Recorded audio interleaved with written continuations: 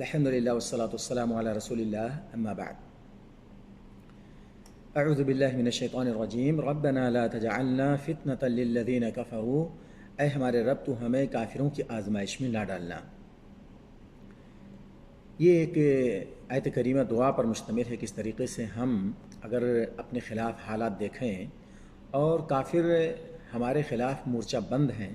طرح طرح سے ہمیں آزمائش میں ڈالنا چاہتے ہیں، ستاتے ہیں، مارتے ہیں، جیسا کہ اس وقت ہم اپنے ہندوستان کے اندر دیکھ رہے ہیں۔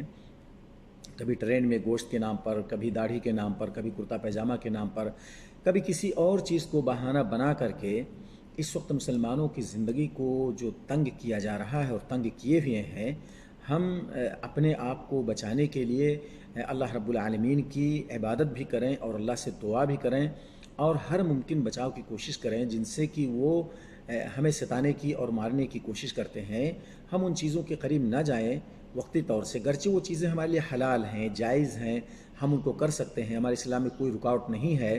لیکن اگر ان چیزوں کو وہ بہانہ بنا کر کے ہمیں آزمائش میں ڈال رہے ہیں اور طرح طرح سے ہمارے ظلم و ستم کا نشانہ بنا رہے ہیں، تو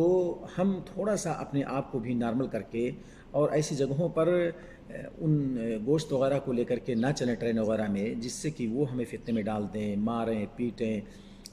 چاہے وہ بوڑھے ہوں، بچے ہوں، عورتیں ہوں، یعنی طرح طرح کے روز آنا واقعات پیش آتے ہیں۔ اللہ تعالی ہماری مدد فرمائے اور اس طریقے سے انشاءاللہ یہ ظلم و ستم کا دور ختم ہوگا، اور اس طریقے سے ہمیشہ آپ دیکھیں گے کہیں بھی ظالم حکومت دیر پا نہیں ہوتی ہے، ہو سکتا تھوڑی دیر ہو جائے، لیکن اللہ تعالیٰ ضرور انشاءاللہ یہ حالات بدلے گا۔ اللہ رب العالمین اگر حکومت کافر ہے، عادل ہے، عدل و انصاف پر مبنی ہے، تو اللہ تعالیٰ اس کافر حکومت کی بھی مدد کرتا ہے، اور اگر وہ مسلمان حاکم ہے، ظالم ہے، عدل و انصاف میں اس کے ہاں ہے، تو اللہ تعالیٰ کی مدد اس کے ساتھ نہیں آتی ہے۔ یہ عدل و انصاف کا تقاضا ہے، تو انشاءاللہ حالات بدلیں گے، اور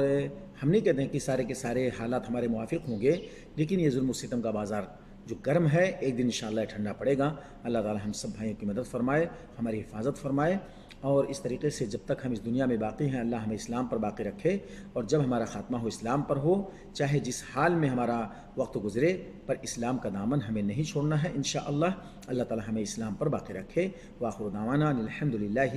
رب العالمین۔